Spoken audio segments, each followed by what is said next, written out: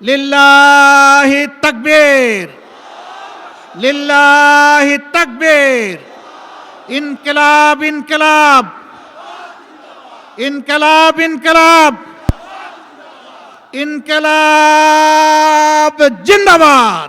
12 তারিখেও সন্ত্রাসী চাঁদাবাজদের জন্য লাল কার্ড, গণভোটে হ্যাঁ বলুন, দাঁড়িপাল্লায় সিল মারুন। বিএনপির সন্ত্রাসীদেরকে বলতে চাই, তোরা সাবধান হয়ে যা। বেগম জিয়া এবং শহীদ জিয়ার যে বিএনপি ছিল, সেই বিএনপি এখন নেই। বিএনপিকে এখন আপনার বড় দল বললেন না, তারা একদম ছোট দল হয়ে গেছে। কেউ যদি চিন্তাই করতে আসে, কোন ধরনের অঘটন ঘটাতে আসে, তাহলে আমরা অবশ্যই তার দাঁত ভাঙ্গা জবাব দেব ইনশাআল্লাহ। আর পুরো বাংলাদেশের মানুষ ঐক্যবদ্ধভাবে আছে। 12 তারিখে ঐক্যবদ্ধ বাংলাদেশ, নতুন এক বাংলাদেশ বিনির্মাণ করবে ইনশাআল্লাহ। আমিরে জামাত এসেছেন, স্লোগান নারায়ে তাকবীর, নারায়ে তাকবীর, আল্লাহু আকবার। আমিরে জামাতের আগমন, শুভেচ্ছা স্বাগতম, শুভেচ্ছা স্বাগতম, আমিরে জামাতের আগমন, শফিক ভাইয়ের আগমন, শুভেচ্ছা স্বাগতম, 12 আসনের পক্ষ থেকে শুভেচ্ছা স্বাগতম, লাল গোলাপ শুভেচ্ছা, 12 আসনের পক্ষ থেকে আমিরে জামাতের আগমন, শুভেচ্ছা স্বাগতম, শুভেচ্ছা স্বাগতম, আমিরে জামাতের আগমন। নারায়ে তাকবীর। আল্লাহু আকবার। শীত নাই, বর্ষায় বৃষ্টি নাই। কেন নাই? নাই এই কারণে যে এই দেশে আমরা যারা নাগরিক, বিশেষভাবে এই দেশ পরিচালনার দায়িত্ব যাদের হাতে ছিল, তারা এই দেশের প্রকৃতিকে হত্যা করেছে, প্রকৃতিকে লুণ্ঠন করেছে এবং প্রকৃতির উপর জুলুম করেছে। এই জন্যে আমাদের আবহাওয়ার যে পরিবর্তন হয়েছে, এটা আমাদেরকে দুঃখে দুঃখে তার মূল্য পরিশোধ করতে হবে। আমরা যে দেশটাতে বসবাস করি, 1947 সালে আমাদের পূর্বপুরুষরা অখণ্ড ভারতের বুক চিরে তৎকালীন পাকিস্তানের একটা প্রদেশ হিসাবে এটাকে পেয়েছিলেন। 47 সালে দেশের তৎকালীন পূর্ব পাকিস্তানের যে সীমানা ছিল, এই সীমানাকে বুকে ধারণ করে 71-এর মুক্তিযুদ্ধ হয়েছে এবং শোষণ নিপীড়নের বিরুদ্ধে জনতার বিজয় হয়েছে। 47 সালে এই ভূখণ্ডটি যারা আমাদেরকে এনে দিয়েছিলেন তারা, যারা 71-এ আমাদের স্বাধীনতা এনে দিয়েছেন তারা, এবং 24-এ এসে যারা এই স্বাধীনতাকে অক্টোপাস থেকে, বন্দি দশা থেকে মুক্ত করেছেন তারা, তাদের মধ্যে যারা বিদায় নিয়েছেন আঘাত পেয়ে, আহত হয়ে, আমি তাদের শাহাদত কামনা করছি। যারা পঙ্গুত্ব বরণ করেছেন, আমি তাদের প্রতি সংহতি প্রকাশ করছি। যারা দফায় দফায় লড়াই করেছেন, আমি তাদের প্রতি চরম শ্রদ্ধা প্রদর্শন করছি। বিশেষ করে 24শে জুলাইয়ের যে বিপ্লব, এই বিপ্লবে বাংলাদেশের আপামর জনগণ, মুক্তিপাগল, দেশপ্রেমিক সমস্ত রাজনৈতিক দল এবং শক্তি সকলেই অংশগ্রহণ করেছিল, কিন্তু নেতৃত্বটা ছিল আমাদের যুব সমাজের। সূচনাটা হয়েছিল ঢাকা বিশ্ববিদ্যালয় থেকে। সেই আন্দোলনকে গায়ের জোরে থামানোর চেষ্টা করা হয়েছিল। আজান চলছে নাকি? আচ্ছা, গায়ের জোরে সেই আন্দোলনকে দমন করার চেষ্টা করা হয়েছিল। ঢাকা বিশ্ববিদ্যালয়ে আমাদের মেয়েদের গায়েও হাত দিতে তারা ভুল করে নাই। সারা বাংলাদেশের চিত্র ছিল প্রায় একই, কিন্তু সেদিন বাংলাদেশ ফুঁসে উঠেছিল। তারই ধারাবাহিকতায় 16 তারিখ, 15 তারিখে এই রাতের ঘটনার পর 16 তারিখ বেগম রোকেয়া বিশ্ববিদ্যালয়ের সামনের চত্বরে দাঁড়িয়ে, রাজপথে দাঁড়িয়ে এক সাহসী বিপ্লবী, সে বলেছিল, এ জালিম সরকার হয় আমার অধিকার দে, না হয় আমাকে একটা গুলি দে। এই আবু সাঈদ ডানা মেলে বলেছিল, বুকের ভিতরে তুমুল ঝড়, বুক পেতেছে গুলি কর। ডানা মেলে দিয়ে গুলি নিয়েছে। কিন্তু আমরা কোনো বৈষম্য অবিচার মানব না। এই সমাজে অবশ্যই ন্যায় বিচার কায়েম করতে হবে এবং সাম্য ফিরিয়ে আনতে হবে। এখানেই সমস্যা। এই যে চাঁদাবাজ, এই যে দখলবাজ, এই যে মামলাবাজ, এই যে দুর্নীতিবাজ, এই সবগুলা বাজ পাখির মতো কালো চেহারা ধারণ করে সাধারণ জনগণের উপরে এসে ছু মারে। এখানে আমি আস্তে আস্তে শুনছিলাম, একজন বক্তা বলছিলেন, কৃষক তার উৎপাদিত পণ্যের সঠিক মূল্য পায় না। সে যা পায়, রাজধানী ঢাকায় আসতে আসতে এটা 3 গুণ 4 গুণ হয়ে যায় মূল্য। কিন্তু ওই কৃষক, প্রান্তিক চাষি, তার পণ্যের মূল্য পায় না। তার না পাওয়ার দুটো কারণ, একটি হচ্ছে সিন্ডিকেট, আর একটি হচ্ছে চাঁদাবাজ। এই দুইটার কারণে কৃষক যেমন তার ন্যায্য মূল্য পায় না, পরিবহন মালিকরা তেমন অতিষ্ঠ ঘাটে ঘাটে চাঁদার কবলে পড়ে। আবার ব্যবসায়ীরা যারা আছেন, এত চাঁদা প্রান্তিক চাষির সেই মূল্য থেকে যুক্ত হতে থাকে যে তারা যখন ক্রেতাদের কাছে পণ্য বিক্রি করতে যান, ক্রেতাদের মুখের দিকে তাকাইয়া তারাও কষ্ট পান। কারণ সাধারণ জনগণ বড় কষ্টে। একটা দ্রব্যের মূল্য প্রান্তিক চাষি থেকে ঢাকায় আসতে পর্যন্ত ডাবল হতে পারে, 4 গুণ হয় কিভাবে? তা তো কোনোভাবেই মেনে নেওয়া যায় না। এখানে সকলেই ক্ষতিগ্রস্ত। কৃষক ক্ষতিগ্রস্ত, পরিবহন মালিক ক্ষতিগ্রস্ত, যারা হোলসেল ব্যবসা করেন তারা ক্ষতিগ্রস্ত, যারা রিটেল ব্যবসা করেন তারাও ক্ষতিগ্রস্ত। মূল কারণ চাঁদা। আমরা আপনাদেরকে মোবারকবাদ জানাই, আপনারা 28 তারিখ সম্ভবত গত মাসের চাঁদাবাজদেরকে হাতে নাতে এখানে আপনারা শিক্ষা দিয়েছিলেন। আমরা সারা বাংলাদেশের অতিষ্ঠ নির্যাতিত মজলুম ব্যবসায়ীদেরকে আমরা বলি, কাওরান বাজারের মতো আপনাদেরকেও রুখে দাঁড়াতে হবে। তবে আমরা কথা দিচ্ছি, এখন সরকারি প্রশাসন যন্ত্রের অবহেলা, দায়িত্ব পালনে গাফলাতের কারণে, আর হতে পারে কিছু জায়গায় হালুয়া রুটির ভাগ বাটুরার কারণে এই যে চাঁদা হয়, আমরা আশাবাদী বাংলাদেশের মুক্তিকামী মজলুম জনগণের ইনশাআল্লাহ আমানত এবং ভোটে আগামী 12 তারিখ আল্লাহ তাআলা ঐক্যবদ্ধ বাংলাদেশ নির্বাচনী 11 দলীয় ঐক্যজোটের প্রার্থীদেরকে ইনশাআল্লাহ নির্বাচিত করবে। আমরা আশাবাদী 13 তারিখ থেকে বাংলাদেশের চিত্র পাল্টে যাবে ইনশাআল্লাহ। সে নির্বাচন সেই ফলাফল বার্তা দেবে যে এরা কোনো চাঁদাবাজি করে না এবং কোনো চাঁদাবাজি বরদাস্ত করবে না। সাথে সাথে 90% চাঁদাবাজের হাত অবশ হয়ে যাবে। বাকি 10% যারা থাকবে ওদেরকে বুঝাবো, বুঝ না মানলে যা করা দরকার তাই করা হবে ইনশাআল্লাহ। কারো মুখের দিকে তাকাবো না। চাঁদাবাজ কার বাবা, কার ভাই, কার সন্তান, চেহারা দেখে চাঁদাবাজের সাথে সেদিন আচরণ করা হবে না। সেই ক্ষেত্রে আমরা হব নির্দয়, নিষ্ঠুর, কঠোর। দেশের জনগণকে বাঁচানোর স্বার্থে, চাঁদার কবল থেকে মুক্ত করার স্বার্থে। মুসিবতে পড়েছি, আমি রাজনীতি করব, আমি চাঁদাবাজিও করব, কিন্তু আমাকে চাঁদাবাজ বলবেন না, এটা কোন কথা? তাইলে আপনি চাঁদাবাজি ছেড়ে দেন, আপনাকে কেউ চাঁদাবাজ বলবে না। আপনি যখন চাঁদাবাজি করবেন তখন এই কথা আপনাকে শুনতে হবে যে আপনি একজন চাঁদাবাজ। চাঁদাবাজির সাথে রাজনীতির সম্পর্ক কি? এটি তো দুর্বৃত্তপনা। রাজনীতি হচ্ছে নীতির রাজা, যা মানুষকে সম্মান দিবে, নিরাপত্তা দেবে, যা মানুষের হাতে কাজ তুলে দেবে। এই সাথে চাঁদাবাজের কি সম্পর্ক? কিন্তু আমরা জর্জরিত এর জ্বালায়। প্রিয় জনগণ, প্রিয় ব্যবসায়ী বন্ধুগণ, কথা দিচ্ছি, শুধু আইন শৃঙ্খলা বাহিনীর সদস্যদেরকে পাঠাবো না, এই চাঁদাবাজি বন্ধ করার জন্য আমরাও মাঠে নামবো ইনশাল্লাহ। সাথে আইনশৃঙ্খলা বাহিনী থাকবে।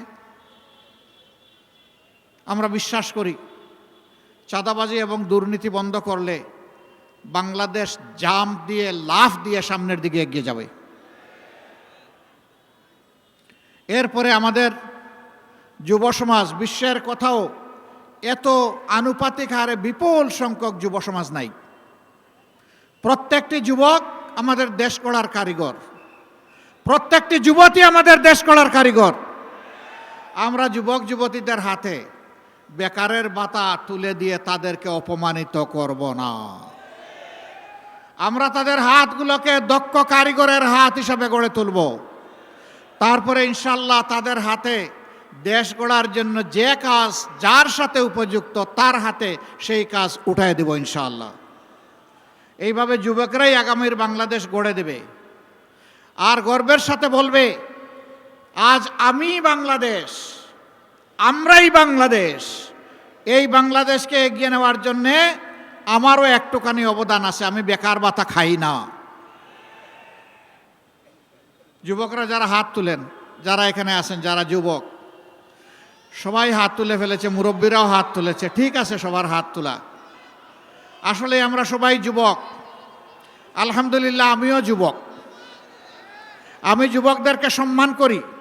আমার গোটা হৃদয় এবং কলিজা জুড়ে আমি যুবকদেরকে ধারণ করি।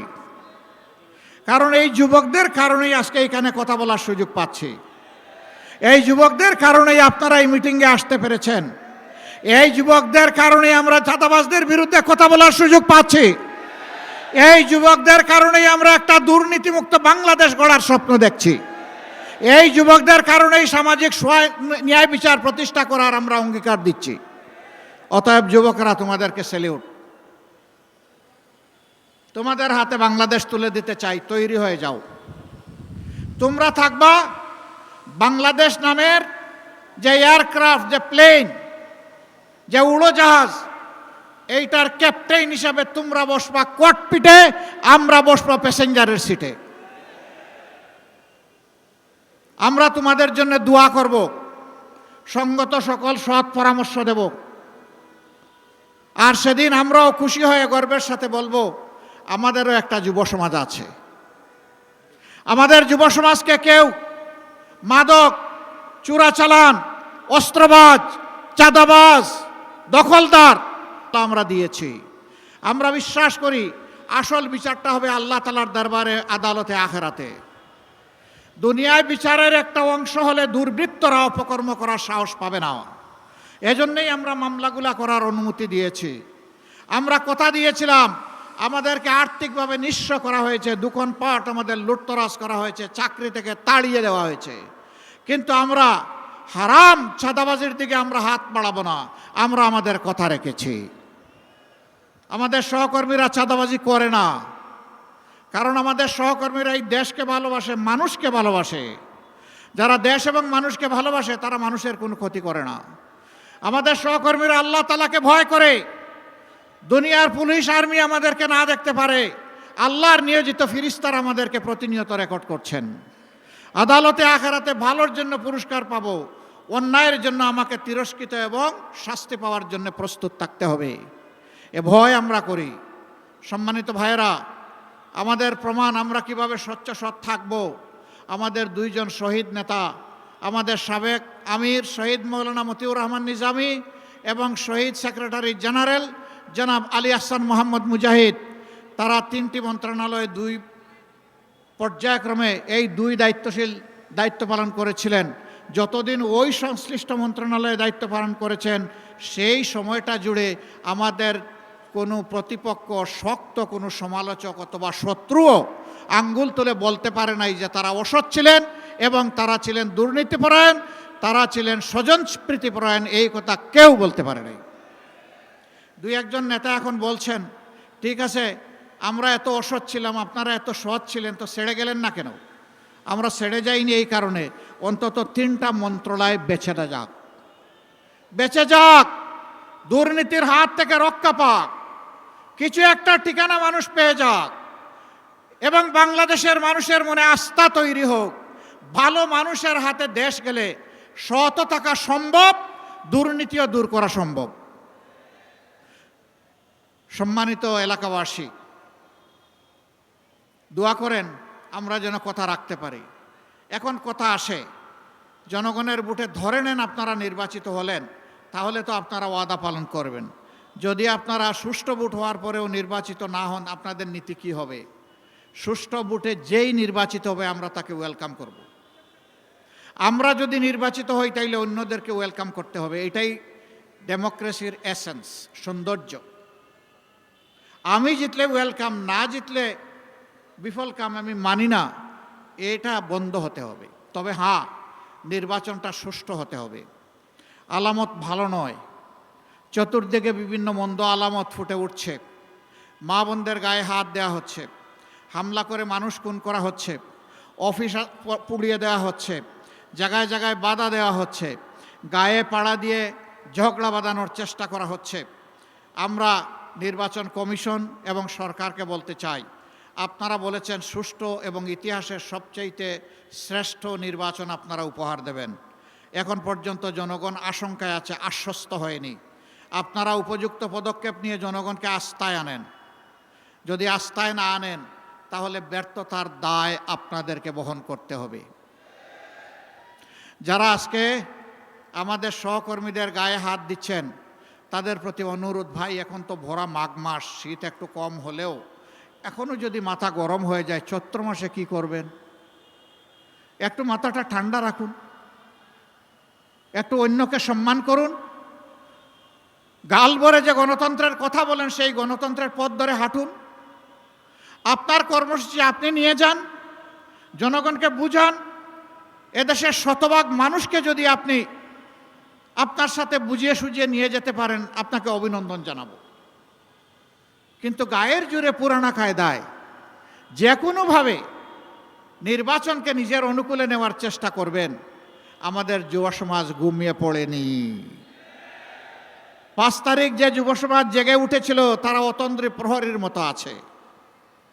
সেই যুব সমাজ জগদ্দল পাথরকে সরাতে পেরেছে। এই যুব সমাজ নূতন পোশাক পরে ফেসিবাদের চরিত্র নিয়ে কেউ আসলে তাদেরকেও ছাড় দেবে না ইনশাআল্লাহ। আমরা তৈরি। ওই যে হাদি বলেছিল, জীবন দিব জুলাই দিব না। আমরা পরিষ্কার ঘোষণা করতে চাই, প্রয়োজনে দেশের জন্য জীবন দিব, কিন্তু জনগণের অধিকার কাউকে কেড়ে নিতে দেব না ইনশাআল্লাহ। আপনারা প্রিয় দেশবাসী শুধু আমাদের সাথে থাকবেন, আমরা সমান তালে লড়ে যাব যতদিন পর্যন্ত এই দেশবাসীর বিজয় না হবে। স্পষ্ট কথা, আমরা জামাতে ইসলামের বিজয় চাই না, আমরা 18 কোটি মানুষের বিজয় চাই। 18 কোটি মানুষের বিজয়ের জন্য আমাদের লড়াই। এ লড়াই কেউ থামাতে পারবে না।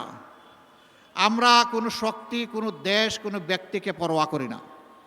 আমরা পরোয়া করি আল্লাহ রাব্বুল আলামিনকে। আল্লাহ তাআলা ছাড়া কারো কাছে আমরা মাথা নত করি নাই, মাথা নত করব না। আমরা এদেশের বীরদেরকে বুকে ধারণ করে লড়াই চালিয়ে যাব ইনশাআল্লাহ। এ লড়াইয়ে ইনশাআল্লাহ জনতার বিজয় হবে, সত্যের বিজয় হবে, দুর্বৃত্তদের বিরুদ্ধে ইনশাআল্লাহ আমাদের বিজয় হবে।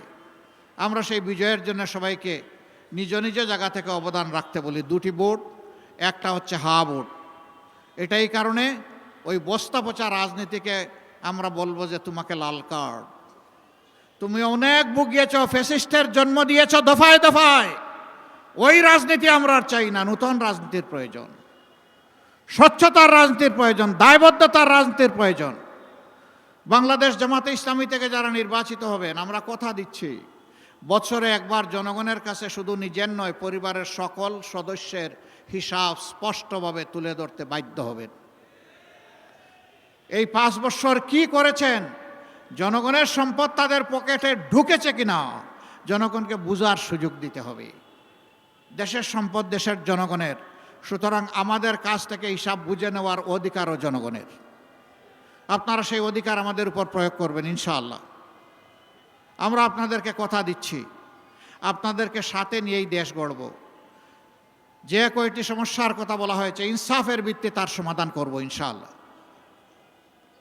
সম্মানিত ভাই ও বন্ধুগণ, প্রথম ভোটটি হবে ইনসাফের পক্ষে, মুক্তির পক্ষে, নূতন রাজনৈতিক ব্যবস্থাপনার পক্ষে হা ভোট। প্রথম ভোটটা কি হবে? হা মানে আজাদি, না মানে গুলামি। আজাদি না গুলামি? আজাদি, আজাদি, গুলামি নয়, আমরা গুলামি মানব না। দ্বিতীয় ভোটটি হচ্ছে ইনসাফের পক্ষে, আমাদের প্রতীক দাড়িপাল্লা। আমরা জনগণকে তাদের অধিকার মেপে মেপে কাড়ায় গন্ডায় আমরা বুঝাই দিতে চাই। আমি এখন সেই ইনসাফের প্রতীক দাড়িপাল্লা 12 নম্বর আসনে, ঢাকার এই মর্যাদাপূর্ণ আসনে, বিশাল শিল্প এলাকা, বাণিজ্যিক এলাকা, আবাসিক এলাকা নিয়ে এই আসনে বাংলাদেশ জামাতে ইসলামী, যাকে 11 দলের পক্ষ থেকে মনোনয়ন দিয়েছে, আমাদের প্রিয় ভাই, প্রিয় নেতা জনাব সাইফুল আলম খান মিলনের হাতে আমি তুলে দিচ্ছি।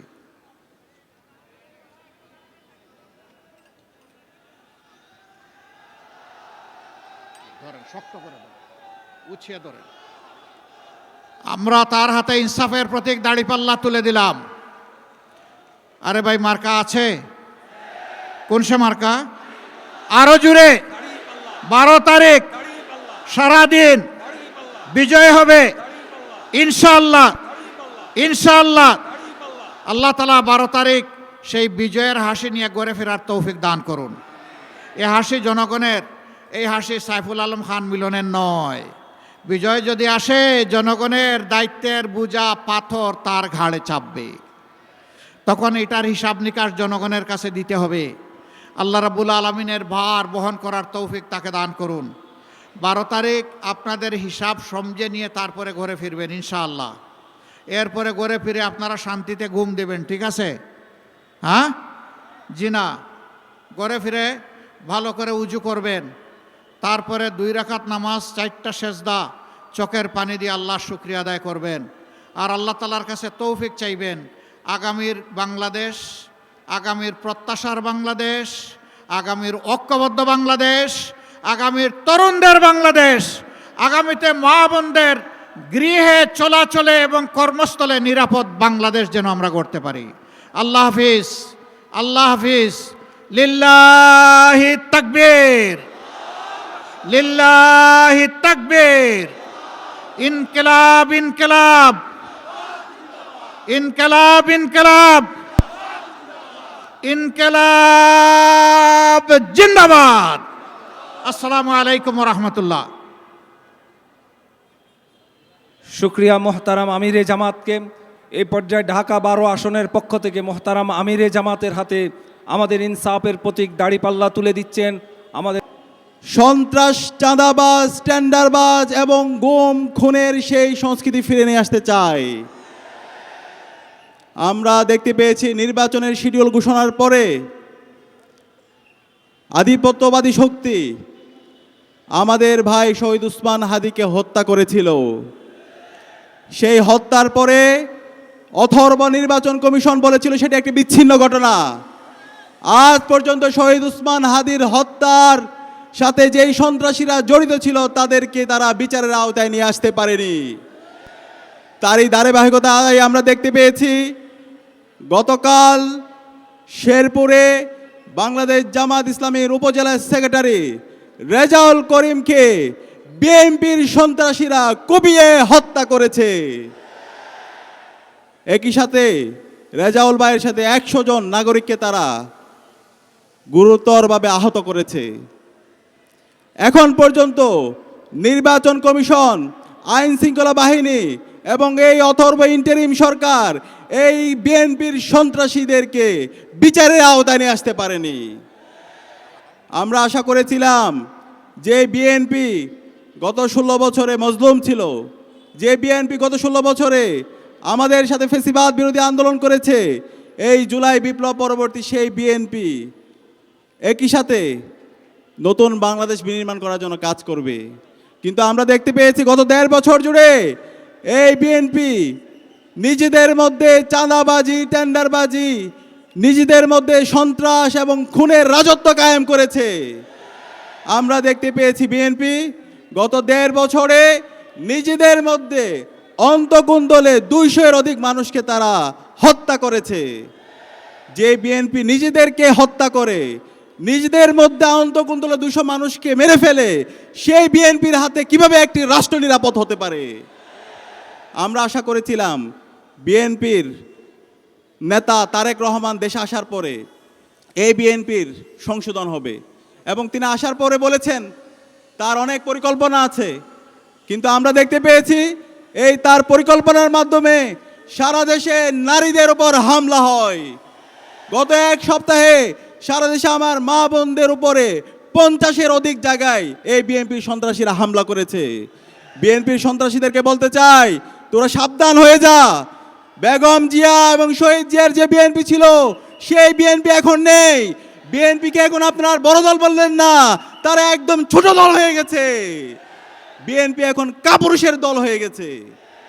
এই বিএনপি আমার মা বোনদের উপর হামলা করে, আমার মা বোনদেরকে বিবস্ত্র করার হুমকি দে।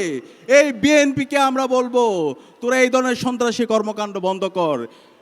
আমরা তারেক জিয়াকে বলবো এই বিএনপির সন্ত্রাসী যারা আছে, বিএনপির যারা চাঁদাবাজ টেন্ডারবাজ এবং এই খুনের সাথে যারা জড়িত আছে, তাদেরকে আপনারা বিচারের আওতায় নিয়ে আসেন। তাহলে এই বিচারের আওতায় যদি না নিয়ে আসেন, তাদেরকে যদি আপনারা প্রশ্রয় দেন, 12 ফেব্রুয়ারি পর্যন্ত যেতে হবে না, তার আগে আপনাদের পরাজয় হয়ে যাবে। আমি বলতে চাই এই জুলাই বিপ্লবে নিষিদ্ধ ছাত্রলীগ, খুনি হাসিনা ঢাকা বিশ্ববিদ্যালয়ে 15 জুলাই আমার বোনদের উপর হামলা করেছিল। এই হামলার পরবর্তীতে সারা বাংলাদেশের মুক্তিকামী ছাত্র জনতা রাজপথে নেমে খুনি হাসিনা দিল্লিতে পালাইছে। আমরা বলতে চাই এই খুনের রাজত্ব, এই আমার বোনের পর মায়ের পর হামলার কর্মকাণ্ড যদি আপনারা জারি রাখেন, আমার এই দেশের নাগরিকদেরকে যদি আপনারা হত্যা করেন, তাহলে আপনারা এই লন্ডনে পালানোর সময় পাবেন না। সে কারণে আমি বলবো এই জুলাইয়ের আকাঙ্ক্ষাকে ধারণ করেন, জুলাই বিপ্লবের শহীদদেরকে ধারণ করেন। আমরা এখন পর্যন্ত তারেক রহমানের বক্তব্যে গণভোটে হায়ের পক্ষে কোনো ক্যাম্পেইন দেখতে পাচ্ছি না। আপনি তাহলে স্পষ্ট করেন, আপনি কি জুলাইকে ধারণ করেন নাকি ফেসিবাদী কাঠামোকে রেখে দিতে চান? যারা নায়ের পক্ষে ক্যাম্পেইন করছে তারা এই হাসিনার দালালি করছে, যারা নায়ের পক্ষে ক্যাম্পেইন করছে তারা ফেসিবাদী কাঠামোকে রেখে দিতে চাচ্ছে, যারা নায়ের পক্ষে ক্যাম্পেইন করছে তারা আবার বাংলাদেশে আলেম ওলামাদের উপর তারা হত্যাকাণ্ড চালাতে চাচ্ছে, যারা নায়ের পক্ষে ক্যাম্পেইন করছে তারা ক্যাম্পাসে আবরার ফাহাদ বিশ্বজিৎদেরকে আবার তারা হত্যা করতে চাচ্ছে। সুতরাং নায়ের পক্ষে যারা ক্যাম্পেইন করছে তাদের বিরুদ্ধে আমাদের আন্দোলন সংগ্রাম জারি রাখতে হবে, তাদের বিরুদ্ধে আমাদের কথা জারি রাখতে হবে। আমরা তারেক রহমানকে আহ্বান করব, আপনার অবস্থান পরিষ্কার করেন। আপনার এই বক্তব্যের মধ্যে আপনি অনেক নাটক করছেন, সেই নাটকের মধ্যে আপনার অবস্থান পরিষ্কার করেন। আপনি কি জুলাইকে ধারণ করেন নাকি আপনি জুলাইয়ের বিরুদ্ধে গণভোটে নায়ের পক্ষে আপনি অবস্থান নিচ্ছেন? আপনার সেই অবস্থান আমরা জানতে চাই, ছাত্র সমাজ জানতে চাই। একই সাথে আজকে 11 দলীয় জোটকে আমি ধন্যবাদ জানাচ্ছি। 11 দলীয় জোট ইতিমধ্যে তাদের নির্বাচনী ক্যাম্পেইনে গণভোটে তারা হায়ের পক্ষে অবস্থান নিয়েছে। গণভোটে আমাদের হাকে বিজয় করতে হবে। আগামী 12 ফেব্রুয়ারি যেই নির্বাচন হবে, সেই নির্বাচনে আমরা যে প্রথম ভোটটা দিব, সেই ভোট হচ্ছে গণভোটে হা ভোট। আপনারা কি পারবেন? এই গণভোটে হাকে বিজয় করার মাধ্যমে বাংলাদেশে আগামী 100 বছরের রাজনীতি বিনির্মাণ হবে। আগামীর 100 বছরের বাংলাদেশ রাষ্ট্র সুখী সমৃদ্ধ একটি ইনসাফ ভিত্তিক বাংলাদেশ বিনির্মাণ করার জন্য গণভোটে আমাদের হাকে জয় করতে হবে। হা মানে হলো আজাদি, আর না মানে হলো গোলামি। আমরা এই আজাদির জন্য বাংলাদেশের 18 কোটি জনতাকে সাথে নিয়ে গণভোটে হাঁকে বিজয় করবো। আমরা কি পারবো? ইনশাআল্লাহ, ইনশাআল্লাহ। একই সাথে আমাদের ইনসাফের প্রতিনিধিদেরকে এই আসন্ন নির্বাচনে ব্যাপক ব্যবধানে বিজয় করতে হবে। আমরা কি পারবো? ইনশাআল্লাহ। ইতিমধ্যে বাংলাদেশের তরুণরা সিদ্ধান্ত নিয়েছে, বাংলাদেশের 5টি ছাত্র সংসদ নির্বাচন হয়েছে, প্রতিটি ক্যাম্পাসের ছাত্র সংসদ নির্বাচনে ইনসাফের পক্ষের প্রতিনিধিরা ব্যাপক ব্যবধানে বিজয়ী হয়েছে, এবং ইনসাফের প্রতিনিধিরা বিজয়ী হয়ে আসার পরে বাংলাদেশের প্রতিটি ক্যাম্পাসের আমূল পরিবর্তন নিয়ে এসেছে। আমরা ইতিমধ্যে আমাদের জবাবদিহিতা নিশ্চিত করেছি। আমরা গত 4 মাসে কি কাজ করেছি সেটা আমরা জাতির কাছে হাজির করেছি। আমরা আশা করব ইনসাফের প্রতিনিধিরা সারা দেশে নির্বাচিত হয়েছে, তারা জনগণের ক্ষমতা জনগণের হাতে তারা তুলে দিবে, জনগণের কাছে তারা জবাবদিহি করবে। আমরা একই সাথে এই নতুন বাংলাদেশে দেখতে চাই না রাজার ছেলে রাজা হবে। আপনারা কি দেখতে চান? আমরা দেখতে চাই না। আমার এই বাংলাদেশ চলে আমার এই শ্রমিকের ট্যাক্সের টাকা দিয়ে, আমার এই বাংলাদেশ চলে আমার রিক্সা চালকের ট্যাক্সের টাকা দিয়ে। রিক্সা চালকের সন্তান যদি যোগ্য হয় তাহলে সেও বাংলাদেশের প্রধানমন্ত্রী হতে পারবে। শ্রমিকের সন্তান যদি সে যোগ্য হয়, তার মেধা যোগ্যতা শ্রম দিয়ে সে বাংলাদেশের প্রধানমন্ত্রী হবে। সুতরাং রাজার ছেলে রাজা হবে, সেই নীতি আর বাংলাদেশে চলবে না। সেই জায়গা থেকে ইনসাফের প্রতিনিধিরা আজকে সারা বাংলাদেশ ব্যাপী এবং জুলাই বিপ্লব পরবর্তী ১.৫ বছর জুড়ে তারা প্রমাণ করেছে এবং তারা ইতিমধ্যে ঘোষণা করেছে চাঁদাবাজের বিরুদ্ধে, টেন্ডারবাজের বিরুদ্ধে জিরো টলারেন্স নীতি ঘোষণা করেছে। সুতরাং এই ইনসাফের প্রতিনিধি সাইফুল আলম মিলন ভাইকে আমরা কি আগামী 12 ফেব্রুয়ারি ব্যাপক ব্যবধানে বিজয় করতে পারবো ইনশাআল্লাহ? এই ঢাকার সবচেয়ে গুরুত্বপূর্ণ আসন, এই ঢাকা 12 আসন, এই কারওয়ান বাজারকে যদি আমরা সিন্ডিকেট মুক্ত করতে চাই, চাঁদাবাজ মুক্ত করতে চাই, তাহলে আমাদের ইনসাফের প্রতিনিধি সাইফুল আলম মিলন ভাইকে ব্যাপক ব্যবধানে আগামী 12 ফেব্রুয়ারি নির্বাচিত করতে হবে। আপনারা কি পারবেন ইনশাআল্লাহ? ইনশাআল্লাহ। আমি আপনাদেরকে সে উদাত্ত আহ্বান জানিয়ে আগামী 12 ফেব্রুয়ারি সকল নাগরিকরা যেন সুস্থভাবে ভোট দিতে পারে, প্রতিটি কেন্দ্র যেন আমরা নিরাপদ রাখতে পারি, সেই নিরাপদ রাখার জন্য অগ্রণী ভূমিকা পালন করার উদাত্ত আহ্বান জানিয়ে একই সাথে শেরপুরে রেজাউল ভাইয়ের হত্যার সাথে বিএনপির যে সন্ত্রাসীরা জড়িত আছে তাদেরকে বিচার আওতায় নিয়ে আসার উদাত্ত আহ্বান জানিয়ে আমি আমার কথা শেষ করছি। আসসালামু আলাইকুম রহমতুল্লাহ।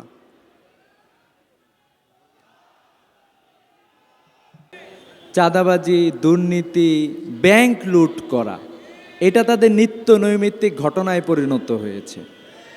আপনারা দেখেন মাত্র কয়েকজন এমপির তালিকাটা আসছে যে তাদের নামে 26,000 কোটি টাকা ব্যাংক থেকে ঋণ খেলাপি, ব্যাংক থেকে নিছে, এই টাকা আর ফেরত দেয় নাই, এই টাকা আর ফেরত দেবে না। শুধুমাত্র যারা এমপি দাঁড়াইছে তাদের এই অবস্থা, তাহলে পুরা দলের কি অবস্থা একবার চিন্তা করে দেখেন। খাইতে খাইতে সব খাইছে, কারণ বাজারের ব্যবসায়ীদের টাকাও যেমন খাইছে, ব্যাংকের টাকাও খাইছে। বিগত 16 বছরে রাষ্ট্রে যে লুটপাট হয়েছে, আরেকটা দল লুটপাট করার জন্য প্রস্তুতি গ্রহণ করতেছে। বাংলাদেশে তো খাওয়ার মতো খায়ে খায়ে সব শেষ করে দিতে চায় তারা। আমরা কি আর খাওয়াদেরকে সরকারে নিয়ে আসতে চাই? সারা দেশে যাই বলি, আমরা বারবার জুলাই বিপ্লবের পর এটাই ভাবতাম, যদি জনগণ ঐক্যবদ্ধভাবে প্রতিরোধ গড়ে তুলতে পারে। কোনো চাঁদাবাজের খাওয়া আছে বাংলাদেশে? জুলাই বিপ্লবে আমাদের বিরুদ্ধে অবস্থান গ্রহণ করছিল সব শক্তি দিয়ে, আমরা যে ঐক্যবদ্ধ ছিলাম আমাদের সাথে পারছিল? পারে নাই। ঠিক একই রকম কারওয়ান বাজারে যেদিন আপনারা চাঁদাবাজদের ধাওয়া দিলেন, সারা দেশে একটা পরিবর্তন হয়ে গেছে না? একটা মেসেজ চলে গিয়েছে যে চাঁদাবাজি করতে আসলে ঐক্যবদ্ধভাবে প্রতিরোধ গড়ে তুলতে হবে। দেখেন আমাদের দেশটা অপার সম্ভাবনার এক দেশ বাংলাদেশ, সম্ভাবনার কোনো শেষ নাই, কিন্তু আমাদের সম্ভাবনাগুলোকে নষ্ট করে দেয়া হয়েছে। আমাদের জীবনে যে বরকত ছিল, বরকতটাকে নষ্ট করে দিচ্ছে। বরকত কিভাবে থাকবে? একজন কৃষক ফলাচ্ছে ফসল, 10 টাকার ফসল ঢাকায় আস্তে আস্তে 110 টাকা। ওই যে 7-8 জায়গায় চাঁদাবাজি হচ্ছে, বিভিন্ন পোশাকে চাঁদাবাজি করতেছে, আমাদের জীবন থেকে বরকত শেষ হয়ে গেছে। আমরা কি বরকত ফিরিয়ে নিয়ে আসার জন্য প্রস্তুত আছি? আমরা বিশ্বাস করি আমিরে জামাত এসেছেন, স্লোগান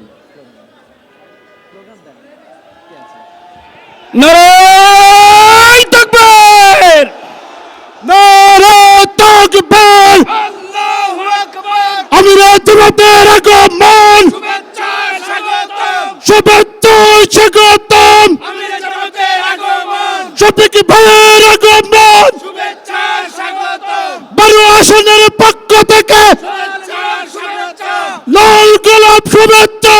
12 আসনের পক্ষ থেকে আমিরে জামাতের আগমন, শুভেচ্ছা স্বাগতম, শুভেচ্ছা স্বাগতম। আমিরে জামাতের আগমন, নারায়ে তাকবীর, আল্লাহু আকবার।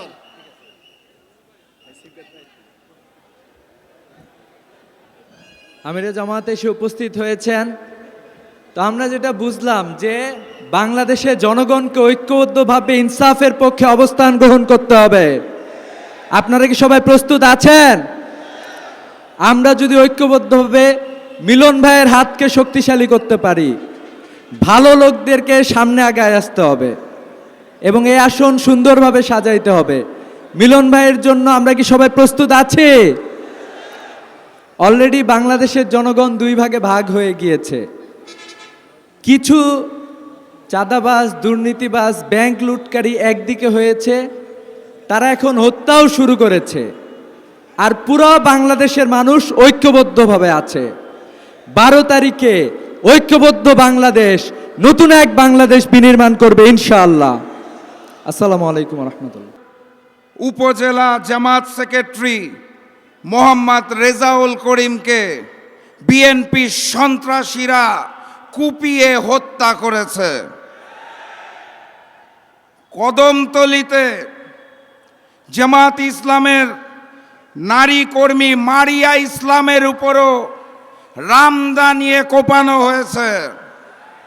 আমিরে জামাত আজকে এখানে উপস্থিত হবেন সেটা জানার পরেও এই কাওড়ান বাজারের জামাতি ইসলামের নির্বাচনী বুথ পুড়িয়ে দেওয়া হয়েছে। এই বিএনপি ফ্যাসিস্ট হাসিনা পালিয়ে যাওয়ার পর 200-র অধিক হত্যা করেছিল। এই বিএনপি ইশতেহার ঘোষণার পরের দিন যখন আমার ভাই ওসমান হাদিকে হত্যা করা হয়েছে তখন তারা প্রতিবাদ করে নাই। এই বিএনপি গতকাল রেজাউল করিমকে নির্মমভাবে হত্যা করেছে। আপনারা কি বিচার চান? আমি এই মুহূর্তে কোনো বিচার চাই না। কার কাছে বিচার চাইব? কে বিচার করবে? বিচার আমি আগামী 12 তারিখের পর চাই আগামীর প্রধানমন্ত্রী ডাক্তার শফিকুর রহমানের কাছে। এর আগে কোনো বিচার হবে না, চেয়ে লাভ নাই। শরীফ ওসমান হাদি বলে গিয়েছিল জীবন দেব, জুলাই দেব না। ওসমান হাদি তার কথা রেখেছে, জীবন দিয়েছে। এখন আমাদের কথা রাখতে হবে, গণভোটে হাকে জয়যুক্ত করে জুলাইকে আমরা দেব না চাঁদাবাজদের হাতে। কথাবার্তা পরিষ্কার। ওই যে কোদাল কাস্তে রামদা নিয়ে যারা আয়োজন চালাচ্ছে ওসব চলবে না। নীরবে যারা সন্ত্রাস চালাচ্ছে, চাঁদাবাজি চালাচ্ছে, তো সব চলবে না। কথা কি বোঝা গেছে? একটা নাম পেয়েছি আমরা, সাইফুল আলম খান মিলন, যার নামেই আছে মিলন। আপনাদের সাথে মিলিত হয়ে ঢাকা 12 আসনকে গড়ে তুলবে ইনশাল্লাহ। আমাদের কাজ সাধারণ, 12 তারিখ 2টা ভোট দিব, গণভোটে হাকে জয়যুক্ত করতে হবে। ঢাকা 12 আসনে দাঁড়িপাল্লাকে জয়যুক্ত করে আগামীর প্রধানমন্ত্রী ডাক্তার শফিকুর রহমানকে উপহার দিতে হবে। সর্বশেষ কথা, আমরা শান্তি চাই, ইমানদারির সাথে বেঁচে থাকতে চাই, ডাক্তার শফিকুর রহমানের হাতকে শক্তিশালী করতে চাই। কিন্তু ওপার থেকে যদি কোনো হামলা আসে মুখ বুজে বসে থাকবো না, প্রতি জবাব দেওয়া হবে ইনশাল্লাহ। এই সেই কাওরান বাজার। আমি ব্যবসায়ী ভাইদের ধন্যবাদ জানিয়ে যেতে চাই, যারা লন্ডন থেকে আগত নতুন মুফতি দেশে নামার 3 দিনের মাথায় এই কাওরান বাজারে চাঁদাবাজি করতে এসেছিল, যারা তাদেরকে লাল কার্ড দেখিয়ে দিয়েছে। সেদিন থেকে তারা এলাকা ছাড়া দৌড়ের উপর আছে। 12 তারিখেও সন্ত্রাসী চাঁদাবাজদের জন্য লাল কার্ড। গণভোটে হ্যাঁ বলুন, দাঁড়িপাল্লায় সিল মারুন। দেখা হবে ইনশাল্লাহ বিজয়ে। বিজয়ের পথে যাত্রা শুরু, জীবন অথবা মৃত্যু। আসসালামু আলাইকুম। সুতরাং আজ থেকে 10 তারিখ পর্যন্ত একটি স্লট নির্ঘুম আমাদের কাটাতে হবে, জনগণের দ্বার প্রান্তে বসতে হবে। আগামীর বাংলাদেশকে মানুষ রাষ্ট্র ক্ষমতায় দেখার জন্য উন্মুখ হয়ে বসে আছে, সেই জায়গায় মানুষের কাছে দিতে হবে। আর 12 তারিখে ভোট কেন্দ্র পাহারা দিতে হবে। ইতিমধ্যে আমিরে জামাত সুস্পষ্ট ভাষায় বলেছেন, আমরা শান্তিপূর্ণ অবস্থানে বিশ্বাসী, কিন্তু আমাদের ভোট কেউ যদি চিন্তাই করতে আসে, কোন ধরনের অঘটন ঘটাতে আসে, তাহলে আমরা অবশ্যই তার দাঁত ভাঙ্গা জবাব দেব ইনশাআল্লাহ। ওই প্রস্তুতি গ্রহণ করে ভোটের শেষ দিন পর্যন্ত পাহারাদারের ভূমিকায় পালন করার উদাত্ত আহ্বান জানিয়ে আমি আমার সংক্ষিপ্ত বক্তব্য শেষ করলাম। আসসালামু আলাইকুম ওয়া রাহমাতুল্লাহি ওয়া বারাকাতুহু। এক হত্যাকাণ্ড সংঘটিত হচ্ছে। গতকালকে শেরপুরে আমাদের দলের নেতা রেজাউল ভাইকে নির্মমভাবে হত্যা করা হয়েছে। এর পূর্বে এই আপনার বসুন্ধরা মার্কেটের পিছনে স্বেচ্ছাসেবক দলের একজন নেতাকে হত্যা করা হয়েছে। পশ্চিম রাজাবাজারে আমাদের ওয়ার্ডের সহসভাপতি ডাক্তার আনোয়ারুল্লাহ ভাইকে জবাই করে হত্যা করা হয়েছে। এখনো পর্যন্ত আনোয়ারুল্লাহ ভাইয়ের হত্যাকারীদেরকে গ্রেপ্তার করা হয়নি। 2 দিন আগে আমাদের কারওয়ান বাজারে নির্বাচন অফিসে আগুন দেওয়া হয়েছে। সারা দেশে আমাদের নির্বাচনী কাজে নিয়োজিত জামাতের নারী কর্মীদের উপরে অত্যাচার করা হচ্ছে, হামলা করা হচ্ছে, তাদের বোরখা ধরে টানাটানি করা হচ্ছে, বলা হচ্ছে তাদেরকে পেলে তাদের ছায়া খুলে দিবে তারা। কাজে একটি দল ক্ষমতায় যাওয়ার আগেই নারী নির্যাতন শুরু করেছে। সংগ্রামী ভাই ও বন্ধুরা, তাই আমরা মনে করি যে এই সমস্ত হত্যাকাণ্ড এই জন্যই হচ্ছে, কারণ আমাদের তরুণ নেতা শরীফ ওসমান হাদিকে প্রকাশ্য দিবালোকে যখন হত্যা করা হলো, আজও পর্যন্ত তার বিচার করা হয়নি, গল্প ফাঁদা হয়েছে। কাজেই আমরা সুস্পষ্টভাবে বলতে চাই, ওসমান হাদির হত্যাকারীতে অবিলম্বে গ্রেপ্তার করতে হবে, তাদেরকে আইনের আওতায় আনতে হবে। ওসমান হাদির হত্যার মাধ্যমে হত্যার সূত্রপাত করা হয়েছে, সিরিজ হত্যাকাণ্ড চলছে। কাজেই আমরা মনে করি সরকার এবং নির্বাচন কমিশন যদি সুষ্ঠু নির্বাচন করতে হয়, তাহলে অবৈধ অস্ত্র উদ্ধার করতে হবে, সন্ত্রাসীদেরকে আইনের আওতায় আনতে হবে। সংগ্রামী ভাই ও বন্ধুরা, আমরা ঢাকা 12 আসনের জন্য 12 দফা কর্মসূচি আমরা ঘোষণা করেছি। তার প্রথম দফা হলো একটি সন্ত্রাস দুর্নীতিমুক্ত ঢাকা 12। বিশেষ করে কারওয়ান বাজার, মহাখালী বাস স্ট্যান্ড, শিল্পাঞ্চল সহ সকল অঞ্চল থেকে আমাদের ফার্ম গেটের হকার, তেজগাঁ কলেজের সামনের হকার, ছোট বড় চাঁদাবাজরা এক্ষেত্রে অতিষ্ঠ করে তুলছে। কাজেই আমরা এক্ষেত্রে জিরো টলারেন্স দেখাতে চাই, চাঁদাবাজ মুক্ত, সন্ত্রাস মুক্ত একটি ঢাকা 12 করতে চাই। আমি কারওয়ান বাজারকে নিয়ে একটি বিশেষ পরিকল্পনা করতে চাচ্ছি। এই কারওয়ান বাজারে ব্যবসায়ীরা যাতে সুন্দরভাবে ব্যবসা করতে পারে, সেই জন্য চাঁদাবাজ মুক্ত কারওয়ান বাজার এবং একটি স্বাস্থ্যসম্মত কারওয়ান বাজার। এখানে যারা ব্যবসায়ী আছেন তাদের সুন্দর গোসলের ব্যবস্থা করা, টয়লেটের ব্যবস্থা করা হবে। যারা এখানে আপনার শ্রমিকরা আছেন তাদের ন্যায্য পাওনাও আমরা দিতে চাচ্ছি।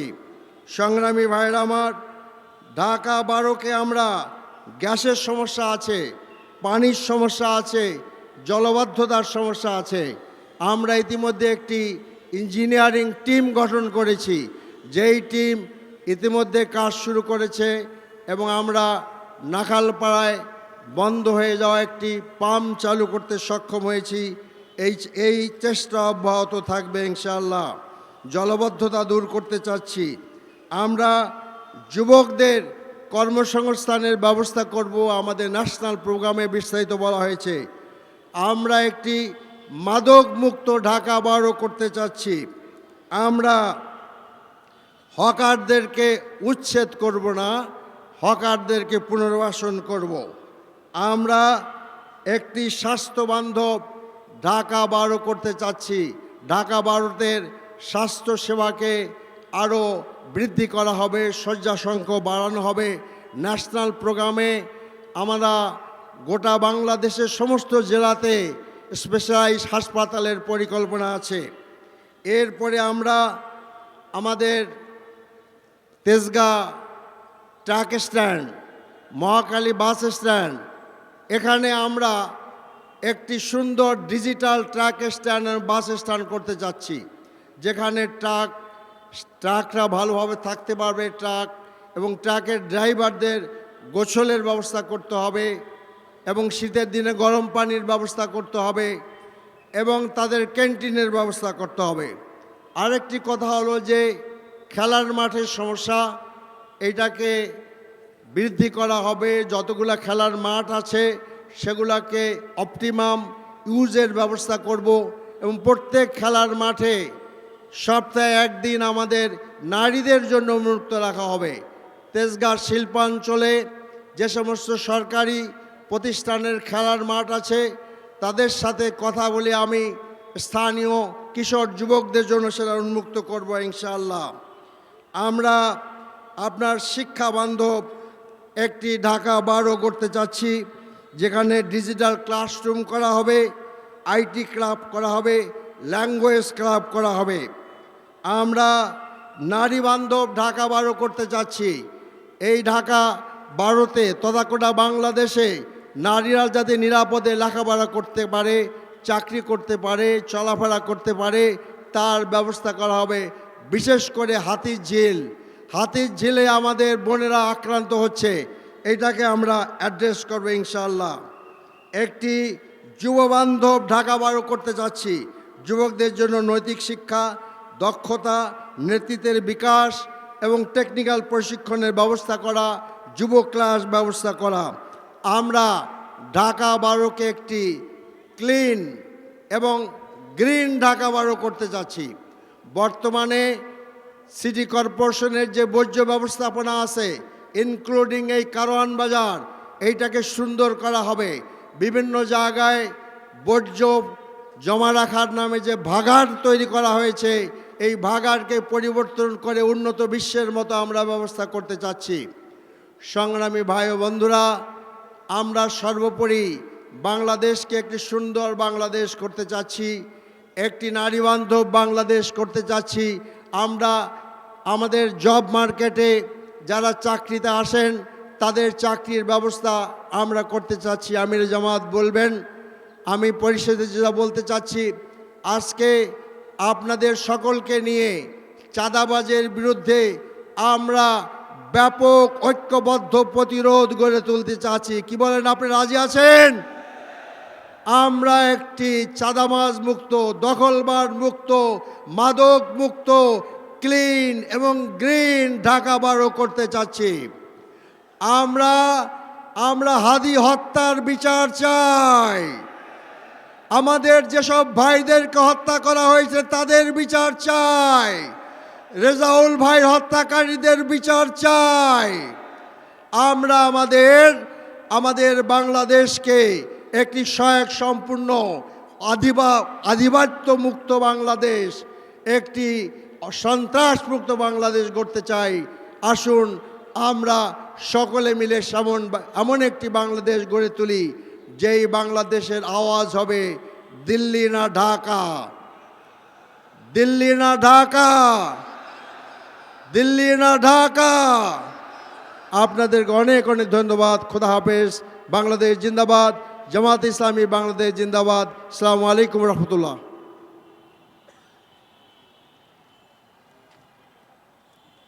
শীত নাই, বর্ষায় বৃষ্টি নাই। কেন নাই?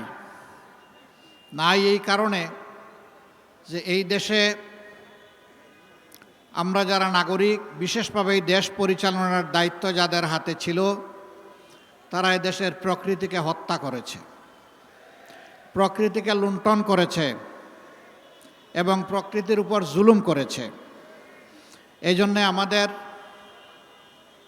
আবহাওয়ার যে পরিবর্তন হয়েছে, এটা আমাদেরকে দুঃখে দুঃখে তার মূল্য পরিশোধ করতে হবে। আমরা যে দেশটাতে বসবাস করি, 1947 সালে আমাদের পূর্বপুরুষরা অখণ্ড ভারতের বুক চিরে তৎকালীন পাকিস্তানের একটা প্রদেশ হিসাবে এটাকে পেয়েছিলেন। 47 সালে দেশের তৎকালীন পূর্ব পাকিস্তানের যে সীমানা ছিল, এই সীমানাকে বুকে ধারণ করে 71-এর মুক্তিযুদ্ধ হয়েছে এবং শোষণ নিপীড়নের বিরুদ্ধে জনতার বিজয় হয়েছে। 47 সালে এই ভূখণ্ডটি যারা আমাদেরকে এনে দিয়েছিলেন তারা, যারা 71-এ আমাদের স্বাধীনতা এনে দিয়েছেন তারা, এবং 24-এ এসে যারা এই স্বাধীনতাকে অক্টোপাস থেকে, বন্দি দশা থেকে মুক্ত করেছেন তারা, তাদের মধ্যে যারা বিদায় নিয়েছেন আঘাত পেয়ে, আহত হয়ে, আমি তাদের শাহাদত কামনা করছি। যারা পঙ্গুত্ব বরণ করেছেন, আমি তাদের প্রতি সংহতি প্রকাশ করছি। যারা দফায় দফায় লড়াই করেছেন, আমি তাদের প্রতি চরম শ্রদ্ধা প্রদর্শন করছি।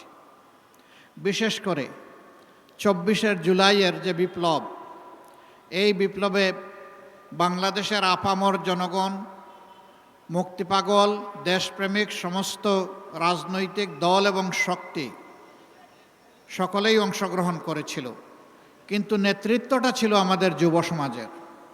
সূচনাটা হয়েছিল ঢাকা বিশ্ববিদ্যালয় থেকে। সেই আন্দোলনকে গায়ের জোরে থামানোর চেষ্টা করা হয়েছিল। আজান চলছে নাকি? আচ্ছা, গায়ের জোরে সেই আন্দোলনকেও দমন করার চেষ্টা করা হয়েছিল। ঢাকা বিশ্ববিদ্যালয়ে আমাদের মেয়েদের গায়েও হাত দিতে তারা ভুল করে নাই। সারা বাংলাদেশের চিত্র ছিল প্রায় একই, কিন্তু সেদিন বাংলাদেশ ফুঁসে উঠেছিল। তারই ধারাবাহিকতায় 16 তারিখ, 15 তারিখ এই রাতের ঘটনার পর 16 তারিখ বেগম রোকেয়া বিশ্ববিদ্যালয়ের সামনের চত্বরে দাঁড়িয়ে, রাজপথে দাঁড়িয়ে এক সাহসী বিপ্লবী, সে বলেছিল, এ জালিম সরকার, হয় আমার অধিকার দে, না হয় আমাকে একটা গুলি দে। এ আবু সাঈদ ডানা মেলে বলেছিল, বুকের ভিতরে তুমুল ঝড়, বুক পেতেছে গুলি কর। ডানা মেলে দিয়ে গুলি নিয়েছে। কিন্তু আমরা কোনো বৈষম্য অবিচার মানব না। এই সমাজে অবশ্যই ন্যায় বিচার কায়েম করতে হবে এবং সাম্য ফিরিয়ে আনতে হবে। এখানেই সমস্যা। এই যে চাঁদাবাজ, এই যে দখলবাজ, এই যে মামলাবাজ, এই যে দুর্নীতিবাজ, এই সবগুলা বাজ পাখির মতো কালো চেহারা ধারণ করে সাধারণ জনগণের উপরে এসে ছু মারে। এখানে আমি আস্তে আস্তে শুনছিলাম, একজন বক্তা বলছিলেন, কৃষক তার উৎপাদিত পণ্যের সঠিক মূল্য পায় না। সে যা পায়, রাজধানী ঢাকায় আসতে আসতে এটা 3 গুণ 4 গুণ হয়ে যায় মূল্য। কিন্তু ওই কৃষক, প্রান্তিক চাষি, তার পণ্যের মূল্য পায় না। তার না পাওয়ার দুটো কারণ, একটি হচ্ছে সিন্ডিকেট, আর একটি হচ্ছে চাঁদাবাজ। এই দুইটার কারণে কৃষক যেমন তার ন্যায্য মূল্য পায় না, পরিবহন মালিকরা তেমন অতিষ্ঠ, ঘাটে ঘাটে চাঁদার কবলে পড়ে। আবার ব্যবসায়ীরা যারা আছেন, এত চাঁদা প্রান্তিক চাষির সেই মূল্য থেকে যুক্ত হতে থাকে যে তারা যখন ক্রেতাদের কাছে পণ্য বিক্রি করতে যান, ক্রেতাদের মুখের দিকে তাকাইয়া তারাও কষ্ট পান। কারণ সাধারণ জনগণ বড় কষ্টে। একটা দ্রব্যের মূল্য প্রান্তিক চাষি থেকে ঢাকায় আসতে পর্যন্ত ডাবল হতে পারে, 4 গুণ হয় কিভাবে? তা তো কোনোভাবেই মেনে নেওয়া যায় না। এখানে সকলেই ক্ষতিগ্রস্ত। কৃষক ক্ষতিগ্রস্ত, পরিবহন মালিক ক্ষতিগ্রস্ত, যারা হোলসেল ব্যবসা করেন তারা ক্ষতিগ্রস্ত, যারা রিটেইল ব্যবসা করেন তারাও ক্ষতিগ্রস্ত। মূল কারণ চাঁদা। আমরা আপনাদেরকে মোবারকবাদ জানাই, আপনারা 28 তারিখ সম্ভবত গত মাসের চাঁদাবাজদেরকে হাতে নাতে এখানে আপনারা শিক্ষা দিয়েছিলেন। আমরা সারা বাংলাদেশের অতিষ্ঠ নির্যাতিত মজলুম ব্যবসায়ীদেরকে আমরা বলি, কাওরান বাজারের মতো আপনাদেরকে রুখে দাঁড়াতে হবে। তবে আমরা কথা দিচ্ছি, এখন সরকারি প্রশাসন যন্ত্রের অবহেলা, দায়িত্ব পালনে গাফলাতের কারণে, আর হতে পারে কিছু জায়গায় হালুয়া রুটির ভাগ বাটুরার কারণে এই যে চাঁদা হয়, আমরা আশাবাদী বাংলাদেশের মুক্তিকামী মজলুম জনগণের ইনশাআল্লাহ আমানত এবং ভোটে আগামী 12 তারিখ আল্লাহ তাআলা ঐক্যবদ্ধ বাংলাদেশ নির্বাচনী 11 দলীয় ঐক্যজোটের প্রার্থীদেরকে ইনশাআল্লাহ নির্বাচিত করবে। আমরা আশাবাদী 13 তারিখ থেকে বাংলাদেশের চিত্র পাল্টে যাবে ইনশাআল্লাহ। সে নির্বাচন সেই ফলাফল বার্তা দেবে যে এরা কোনো চাঁদাবাজি করে না এবং কোনো চাঁদাবাজি বরদাস্ত করবে না। সাথে সাথে 90 ভাগ চাঁদাবাজের হাত অবশ হয়ে যাবে। বাকি 10 ভাগ যারা থাকবে ওদেরকে বুঝাবো, বুঝ না মানলে যা করা দরকার তাই করা হবে ইনশাআল্লাহ। কারো মুখের দিকে তাকাবো না। চাঁদাবাজ কার বাবা, কার ভাই, কার সন্তান, চেহারা দেখে চাঁদাবাজের সাথে সেদিন আচরণ করা হবে না।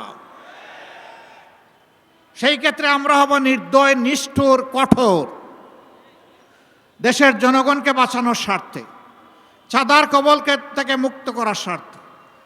মুসিবতে পড়েছি, আমি রাজনীতি করব, আমি চাঁদাবাজিও করব, কিন্তু আমাকে চাঁদাবাজ বলবেন না, এটা কোন কথা?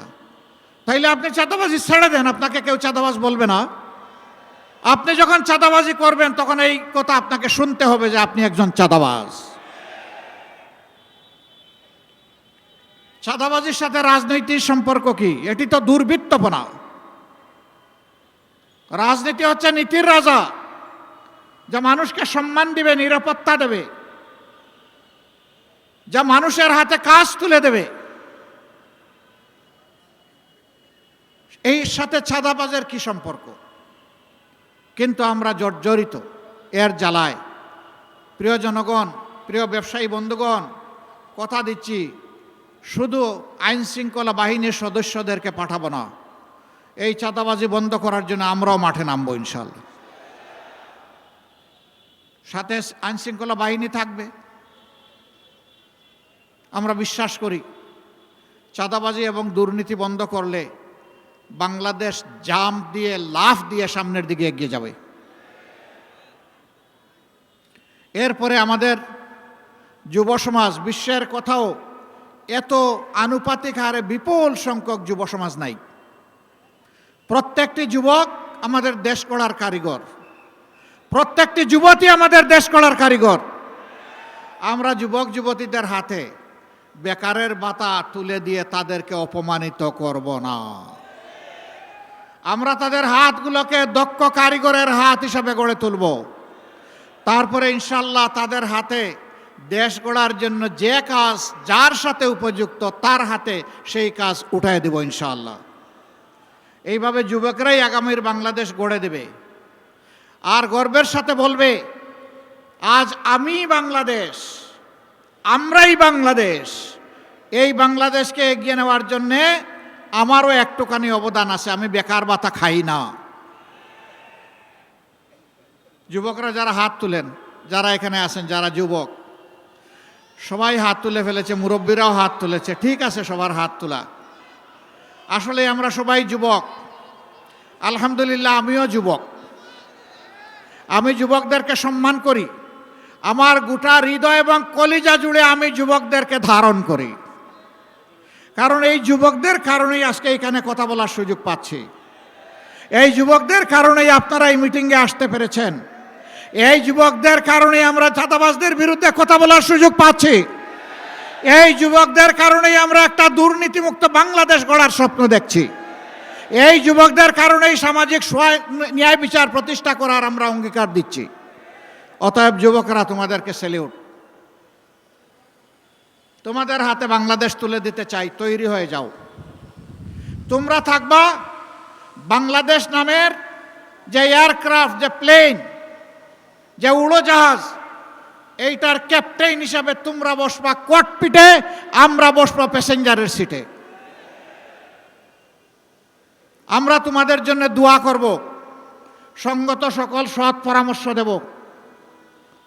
আর সেদিন আমরাও খুশি হয়ে গর্বের সাথে বলবো, আমাদেরও একটা যুব সমাজ আছে। আমাদের যুব সমাজকে কেউ মাদক, চোরাচালান, অস্ত্রবাজ, চাঁদাবাজ, দখলদার আমরা দিয়েছি। আমরা বিশ্বাস করি আসল বিচারটা হবে আল্লাহ তাআলার দরবারে, আদালতে, আখেরাতে। দুনিয়ায় বিচারের একটা অংশ হলে দুর্বৃত্তরা অপকর্ম করার সাহস পাবে না। এজন্যই আমরা মামলাগুলা করার অনুমতি দিয়েছি। আমরা কথা দিয়েছিলাম, আমাদেরকে আর্থিকভাবে নিঃস্ব করা হয়েছে, দোকানপাট আমাদের লুটতরাজ করা হয়েছে, চাকরি থেকে তাড়িয়ে দেওয়া হয়েছে, কিন্তু আমরা হারাম চাঁদাবাজির দিকে আমরা হাত বাড়াবো না। আমরা আমাদের কথা রেখেছি। আমাদের সহকর্মীরা চাঁদাবাজি করে না, কারণ আমাদের সহকর্মীরা এই দেশকে ভালোবাসে, মানুষকে ভালোবাসে। যারা দেশ এবং মানুষকে ভালোবাসে তারা মানুষের কোনো ক্ষতি করে না। আমাদের সহকর্মীরা আল্লাহ তাআলাকে ভয় করে। দুনিয়ার পুলিশ আর্মি আমাদেরকে না দেখতে পারে, আল্লাহর নিয়োজিত ফিরিস্তারা আমাদেরকে প্রতিনিয়ত রেকর্ড করছেন। আদালতে, আখেরাতে ভালোর জন্য পুরস্কার পাবো, অন্যায়ের জন্য আমাকে তিরস্কৃত এবং শাস্তি পাওয়ার জন্য প্রস্তুত থাকতে হবে। এ ভয় আমরা করি। সম্মানিত ভাইয়েরা, আমাদের প্রমাণ আমরা কিভাবে স্বচ্ছ সৎ থাকব। আমাদের দুইজন শহীদ নেতা, আমাদের সাবেক আমির শহীদ মৌলানা মতিউর রহমান নিজামী এবং শহীদ সেক্রেটারি জেনারেল জনাব আলী আহসান মোহাম্মদ মুজাহিদ, তারা তিনটি মন্ত্রণালয়ে দুই পর্যায়ক্রমে এই দুই দায়িত্ব পালন করেছিলেন। যতদিন ওই সংশ্লিষ্ট মন্ত্রণালয়ে দায়িত্ব পালন করেছেন, সেই সময়টা জুড়ে আমাদের কোনো প্রতিপক্ষ, শক্ত কোনো সমালোচক অথবা শত্রুও আঙ্গুল তুলে বলতে পারে নাই যে তারা অসৎ ছিলেন এবং তারা ছিলেন দুর্নীতিপরায়ণ, তারা ছিলেন স্বজনপ্রীতিপরায়ণ। এই কথা কেউ বলতে পারে নাই। দুই একজন নেতা এখন বলছেন, ঠিক আছে, আমরা এত অসৎ ছিলাম, আপনারা এত সৎ ছিলেন, তো ছেড়ে গেলেন না কেন? আমরা ছেড়ে যাইনি এই কারণে, অন্তত 3টা মন্ত্রণালয় বেঁচে যাক, দুর্নীতির হাত থেকে রক্ষা পাক, কিছু একটা ঠিকানা মানুষ পেয়ে যাক, এবং বাংলাদেশের মানুষের মনে আস্থা তৈরি হোক। ভালো মানুষের হাতে দেশ গেলে সৎ থাকা সম্ভব, দুর্নীতিও দূর করা সম্ভব। সম্মানিত এলাকাবাসী, দোয়া করেন আমরা যেন কথা রাখতে পারি। এখন কথা আসে, জনগণের ভোটে ধরে নেন আপনারা নির্বাচিত হলেন, তাহলে তো আপনারা ওয়াদা পালন করবেন। যদি আপনারা সুষ্ঠু ভোট হওয়ার পরেও নির্বাচিত না হন, আপনাদের নীতি কী হবে? সুষ্ঠু ভোটে যেই নির্বাচিত হবে আমরা তাকে ওয়েলকাম করব। আমরা যদি নির্বাচিত হই তাইলে অন্যদেরকে ওয়েলকাম করতে হবে। এটাই ডেমোক্রেসির এসেন্স, সৌন্দর্য। আমি জিতলে ওয়েলকাম, না জিতলে বিফল কাম, আমি মানি না। এটা বন্ধ হতে হবে। তবে হ্যাঁ, নির্বাচনটা সুষ্ঠু হতে হবে। আলামত ভালো নয়, চতুর্দিকে বিভিন্ন মন্দ আলামত ফুটে উঠছে। মা বোনদের গায়ে হাত দেওয়া হচ্ছে, হামলা করে মানুষ খুন করা হচ্ছে, অফিস পুড়িয়ে দেওয়া হচ্ছে, জায়গায় জায়গায় বাধা দেওয়া হচ্ছে, গায়ে পাড়া দিয়ে ঝগড়া বাঁধানোর চেষ্টা করা হচ্ছে। আমরা নির্বাচন কমিশন এবং সরকারকে বলতে চাই, আপনারা বলেছেন সুষ্ঠু এবং ইতিহাসের সবচাইতে শ্রেষ্ঠ নির্বাচন আপনারা উপহার দেবেন। এখন পর্যন্ত জনগণ আশঙ্কায় আছে, আশ্বস্ত হয়নি। আপনারা উপযুক্ত পদক্ষেপ নিয়ে জনগণকে আস্থায় আনেন। যদি আস্থায় না আনেন, তাহলে ব্যর্থতার দায় আপনাদেরকে বহন করতে হবে। যারা আজকে আমাদের সহকর্মীদের গায়ে হাত দিচ্ছেন, তাদের প্রতি অনুরোধ, ভাই এখন তো ভরা মাঘ মাস, শীত একটু কম হলেও এখনও যদি মাথা গরম হয়ে যায়, চৈত্র মাসে কী করবেন? একটু মাথাটা ঠান্ডা রাখুন, একটু অন্যকে সম্মান করুন। গাল ভরে যে গণতন্ত্রের কথা বলেন, সেই গণতন্ত্রের পথ ধরে হাঁটুন। আপনার কর্মসূচি আপনি নিয়ে যান, জনগণকে বুঝান। এদেশের শতভাগ মানুষকে যদি আপনি আপনার সাথে বুঝিয়ে সুঝিয়ে নিয়ে যেতে পারেন, আপনাকে অভিনন্দন জানাবো। কিন্তু গায়ের জোরে পুরানা কায়দায় যে কোনোভাবে নির্বাচনকে নিজের অনুকূলে নেওয়ার চেষ্টা করবেন, আমাদের যুব সমাজ ঘুমিয়ে পড়েনি। 5 তারিখ যে যুব সমাজ জেগে উঠেছিল তারা অতন্দ্রী প্রহরীর মতো আছে। সেই যুব সমাজ জগদ্দল পাথরকে সরাতে পেরেছে।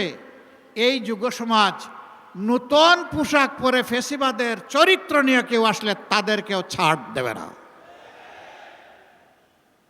ইনশাআল্লাহ। আমরা তৈরি। ওই যে হাদি বলেছিল, জীবন দিব, জুলাই দিব না। আমরা পরিষ্কার ঘোষণা করতে চাই, প্রয়োজনে দেশের জন্য জীবন দিব, কিন্তু জনগণের অধিকার কাউকে কেড়ে নিতে দেব না ইনশাআল্লাহ। আপনারা প্রিয় দেশবাসী শুধু আমাদের সাথে থাকবেন, আমরা সমান তালে লড়ে যাব যতদিন পর্যন্ত এই দেশবাসীর বিজয় না হবে। স্পষ্ট কথা, আমরা জামাতে ইসলামের বিজয় চাই না, আমরা 18 কোটি মানুষের বিজয় চাই। 18 কোটি মানুষের বিজয়ের জন্য আমাদের লড়াই। এ লড়াই কেউ থামাতে পারবে না। আমরা কোনো শক্তি, কোনো দেশ, কোনো ব্যক্তিকে পরোয়া করি না। আমরা পরোয়া করি আল্লাহ রাব্বুল আলামিনকে। আল্লাহ তাআলা ছাড়া কারো কাছে আমরা মাথা নত করি নাই, মাথা নত করব না। আমরা এদেশের বীরদেরকে বুকে ধারণ করে লড়াই চালিয়ে যাব ইনশাআল্লাহ। এ লড়াইয়ে ইনশাআল্লাহ জনতার বিজয় হবে, সত্যের বিজয় হবে, দুর্বৃত্তদের বিরুদ্ধে ইনশাআল্লাহ আমাদের বিজয় হবে। আমরা সেই বিজয়ের জন্য সবাইকে নিজ নিজ জায়গা থেকে অবদান রাখতে বলি। 2টি ভোট, একটা হচ্ছে হা ভোট। এটাই কারণে ওই বস্তা পচা রাজনীতিকে আমরা বলবো যে তোমাকে লাল কার্ড, তুমি অনেক ভুগিয়েছ, ফ্যাসিস্টের জন্ম দিয়েছ দফায় দফায়। ওই রাজনীতি আমরা আর চাই না। নূতন রাজনীতির প্রয়োজন, স্বচ্ছতার রাজনীতির প্রয়োজন, দায়বদ্ধতার রাজনীতির প্রয়োজন। বাংলাদেশ জামাতে ইসলামী থেকে যারা নির্বাচিত হবেন, আমরা কথা দিচ্ছি, বছরে একবার জনগণের কাছে শুধু নিজের নয়, পরিবারের সকল সদস্যের হিসাব স্পষ্টভাবে তুলে ধরতে বাধ্য হবেন। এই 5 বছর কি করেছেন, জনগণের সম্পদ তাদের পকেটে ঢুকেছে কিনা জনগণকে বুঝার সুযোগ দিতে হবে। দেশের সম্পদ দেশের জনগণের, সুতরাং আমাদের কাছ থেকে হিসাব বুঝে নেওয়ার অধিকারও জনগণের। আপনারা সেই অধিকার আমাদের উপর প্রয়োগ করবেন ইনশাআল্লাহ। আমরা আপনাদেরকে কথা দিচ্ছি, আপনাদেরকে সাথে নিয়েই দেশ গড়ব। যে কয়টি সমস্যার কথা বলা হয়েছে ইনসাফের ভিত্তিতে তার সমাধান করব ইনশাআল্লাহ। সম্মানিত ভাই ও বন্ধুগণ, প্রথম ভোটটি হবে ইনসাফের পক্ষে, মুক্তির পক্ষে, নূতন রাজনৈতিক ব্যবস্থাপনার পক্ষে হা ভোট। প্রথম ভোটটা কি হবে? হা মানে আজাদি, না মানে গুলামি। আজাদি না গুলামি? আজাদি, আজাদি, গুলামি নয়। আমরা গুলামি মানব না। দ্বিতীয় ভোটটি হচ্ছে ইনসাফের পক্ষে। আমাদের প্রতীক দাড়িপাল্লা। আমরা জনগণকে তাদের অধিকার মেপে মেপে কাড়ায় গন্ডায় আমরা বুঝাই দিতে চাই। আমি এখন সেই ইনসাফের প্রতীক দাড়িপাল্লা 12 নম্বর আসনে, ঢাকার এই মর্যাদাপূর্ণ আসনে, বিশাল শিল্প এলাকা, বাণিজ্যিক এলাকা, আবাসিক এলাকা নিয়ে এই আসনে বাংলাদেশ জামাতে ইসলামী যাকে 11 দলের পক্ষ থেকে মনোনয়ন দিয়েছে, আমাদের প্রিয় ভাই, প্রিয় নেতা জনাব সাইফুল আলম খান মিলনের হাতে আমি তুলে দিচ্ছি।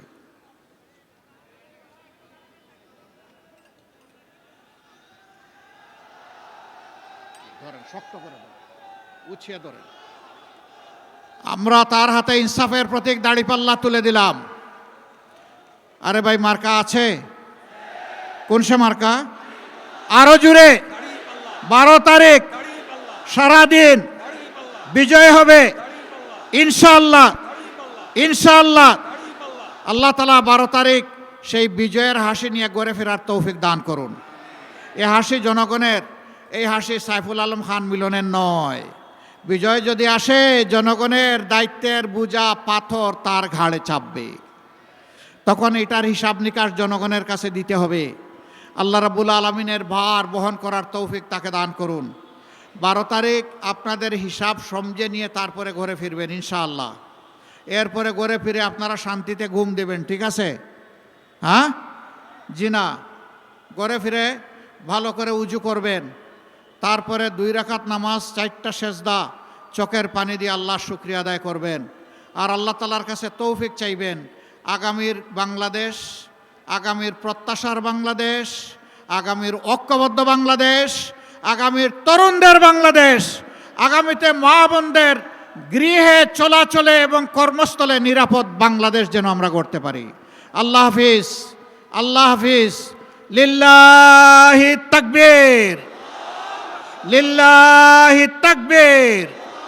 ইনকিলাব, ইনকিলাব, ইনকিলাব, ইনকিলাব, ইনকিলাব জিন্দাবাদ। আসসালামু আলাইকুম ওয়া রাহমাতুল্লাহ। শুক্রিয়া মোহতারাম আমিরে জামাতকে। এই পর্যায়ে ঢাকা 12 আসনের পক্ষ থেকে মোহতারাম আমিরে জামাতের হাতে আমাদের ইনসাফের প্রতীক দাড়িপাল্লা তুলে দিচ্ছেন আমাদের